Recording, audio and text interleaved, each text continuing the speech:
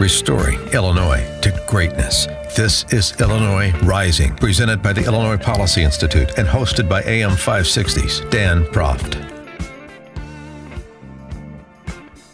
Dan Proft back with Pat Hughes, co-founder of the Illinois Opportunity Project, and Pat talking about destroying your home value for what when it comes to K through 12 education. The curious case of New Trier High School, which is becoming a national story. This race seminar day that the administrators at New Trier aim to impose for the second consecutive year on its 4,000 students, which essentially, when you look at the practicum, is essentially white people talking to white people about black people, number one. And number two, black people and left-wing black people and white people, frankly, it's the left wing is the key, facilitating a discussion whereby all the white kids apologize for being white. This is just like a big "you're evil because you're white" kind of seminar, and it extends beyond race. It gets into transgender issues and all kinds of things. So the battle has been joined for perhaps the first time in a while in New Trier with respect to parents saying, "No, this is one-sided," and I'm happy to have a conversation or expose my child to a conversation on race, but as a Parents of New Trier group, and they've got a website, parentsofnewtrier.org, put up, you can have all your socialist, left-wing, Black Lives Matter speakers, fine, but why don't you include invitations to African-American academics like John McWhorter, Wall Street Journal editorial board writer, former editorial board member, but still a contributor, Jason Riley, economists like Walter Williams or Thomas Sowell, or entrepreneurial association leaders like Bob Woodson. What about all of these individuals? Do they have something to say on race? I think they do. So now you've got a real fight on your hands, and it's something where perhaps for the first time in a long time, people are taking a hard look at what exactly is going on with respect to the education of their children. And in this case, I would argue the indoctrination of their children. And if it's happening in New Trier, then you can be sure it will be visited on a school district near you if you have leadership of that school district that is similarly inclined. And in many cases, in many regions, in many districts, you do. Yeah, so this has been going on, as you know, Dan, in college campuses for a while, but that's not good enough for the left. They need to do their indoctrination of prospective voters earlier. And what I think this is at New Trier is sort of education, quote unquote, but it's a masquerade.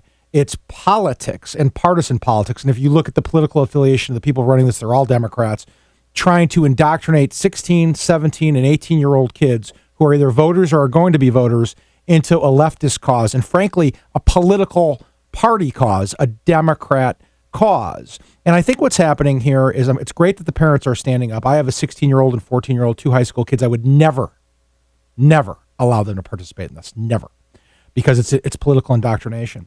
And if you look at the board policy at New Trier and you look at sort of who's running this, I'm not even sure it's necessarily legal. I think there's a chance here that it's violating the rights of the parents and the kids. And Dan, as you know, I'm president of the Liberty Justice Center. Our goal is to stop governments from taking away people's rights, right? And so I've actually started to take a hard look at this from a legal perspective and whether or not what New Trier is doing is incorrect legally, because people need to stand up against this type of indoctrination. Like you said, if they have an opinion, they want to do this on a Saturday, they want to self-finance it, God bless. Whoever wants to come can come. Or they need to have balance, one of the two. Yeah, and I'll tell you what, this is a case where you need to bring the thugs out into the light rather than allowing yourself to get beat up in a back alley, as so often people are willing to do. And by the way, at exorbitant rates, again, a paper that I co-founded, northcooknews.com, we did a story on the dozen or so administrators, one high school. I mean, it's 4,000 kids, big high school, but one high school. How much they get paid and what their persuasion is politically.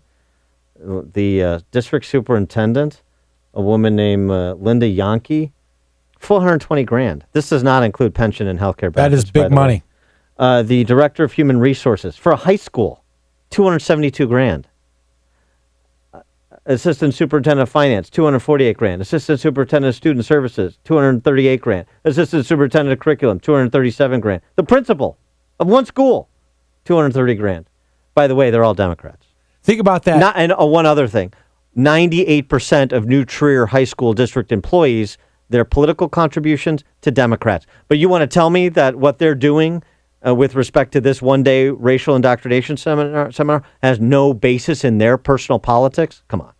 Think about the human resources person who makes 240 grand or whatever you just said. 272. What are they doing, Dan? Everybody wants to go work at New Trier and make as much money as possible because the teachers are also making tons of money. So what do they do for 270 grand? Pour through 800 resumes of everyone who wants to come work there? This is absurd. There's nothing for that person to do for that kind of money. And for the first time, I mean, the encouraging note on this story is for the first time in a long time that I can remember paying attention to New Trier, you finally have people waking up and saying, wait a second, what am I destroying my home value for?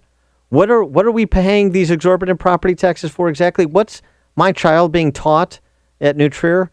And, now that the battle is joined, as thugs are, or cowards, they're on the run a little bit. And we'll see how this winds up with respect to the litigation you're looking at and with respect to the next school board meeting, February 20th, that I think is going to be quite a spirited meeting.